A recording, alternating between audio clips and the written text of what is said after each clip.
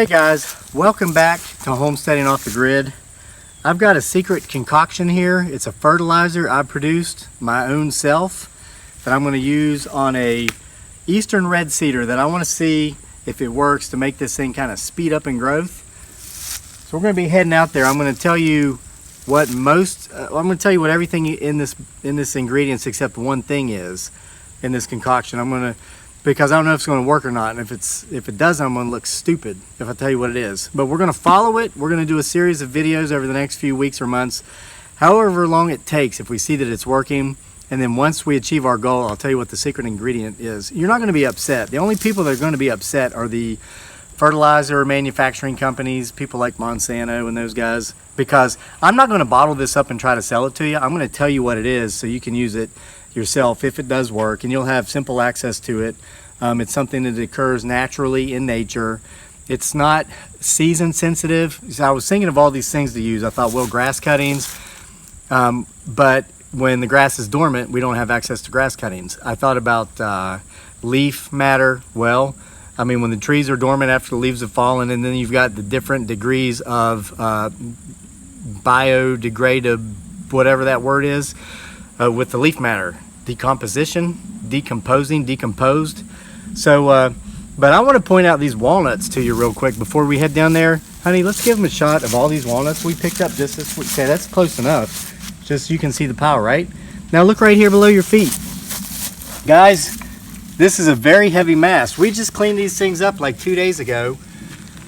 And there's as many as there was before. This is the heaviest walnut mast we've seen, and as of right now, this recording, it's October 2. We want to make sure there's no tomfoolery going on here.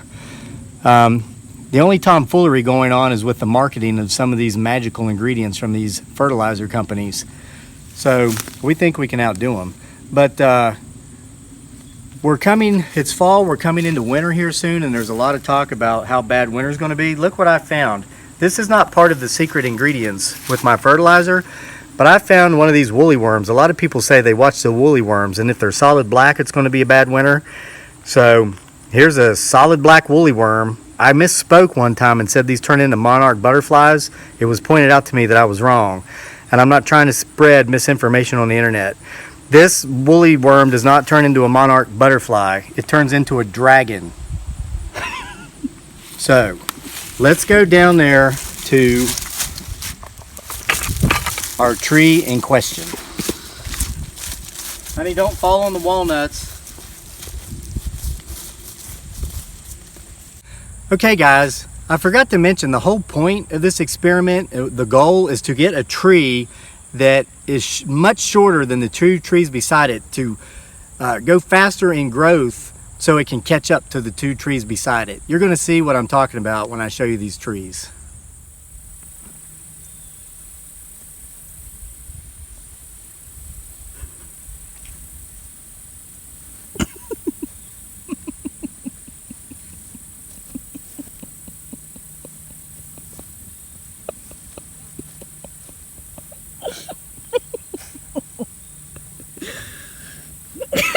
I just can't stop laughing.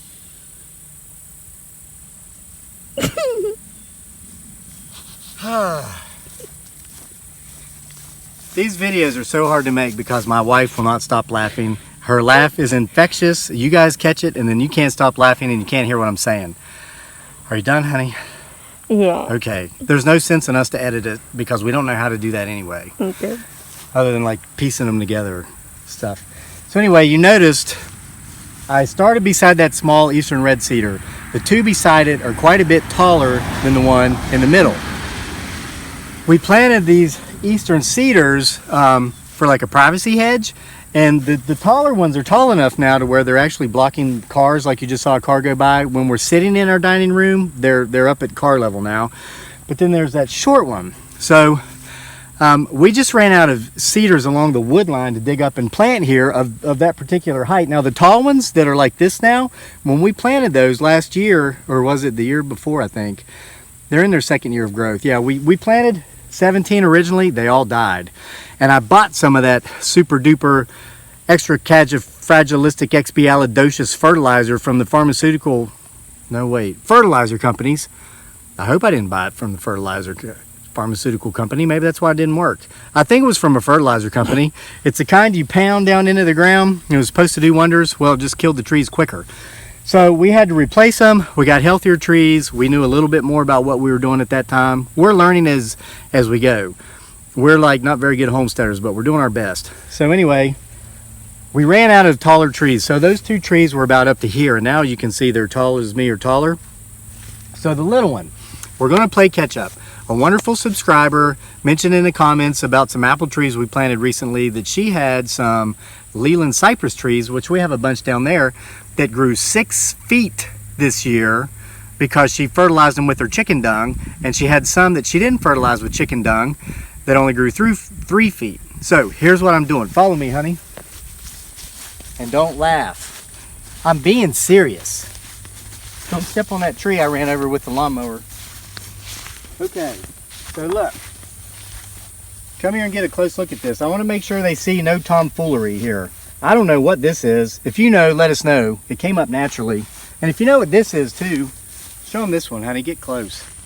Let us know what this is too. We didn't plant this. It just started growing beside this eastern red cedar, and I love it, whatever it is. Okay, so come over here. Here's what we're going to do. Honey, show them a good close-up of the ground. I want to make sure they see we're not going to do any tomfoolery in this experiment. And this experiment might last, what we're going to do is check it every few weeks or so. I'm going to apply this secret agent maybe once every 2 weeks, or maybe once a week, or maybe once a month. I don't know yet because it's still in the experimental stage.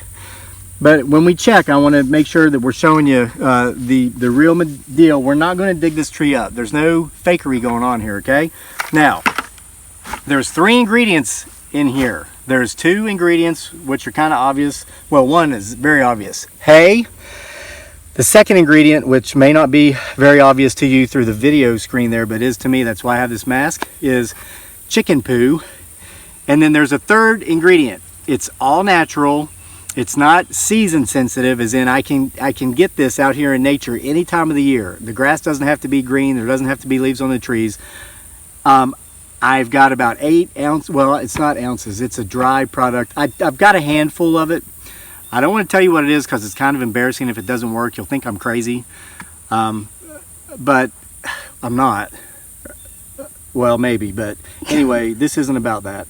I'll tell you what it is if it works. Okay, and why it works. I'm not going to try to sell it to you. You're going to have access to the knowledge of what this is for free, so you can do it too. The only people that's going to be ticked off are the pharmaceutical companies. No, wait. Fertilizer companies, but maybe the pharmaceutical companies too, because those guys are probably in cahoots together. So we're going to apply the agent at this time, and the chicken poo stinks. So always got to wear your safety equipment.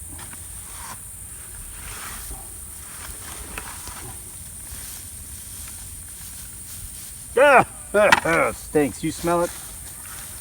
You're going to go all the way around. There.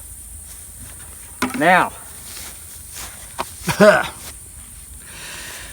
that's pretty much all we're going to do. Now, I had a gallon of water and a milk jug. I'm going to go up and get that and bring it back down, and I'm going to pour a gallon of water over this, and every time I apply this agent, I'm going to put a gallon of water on it.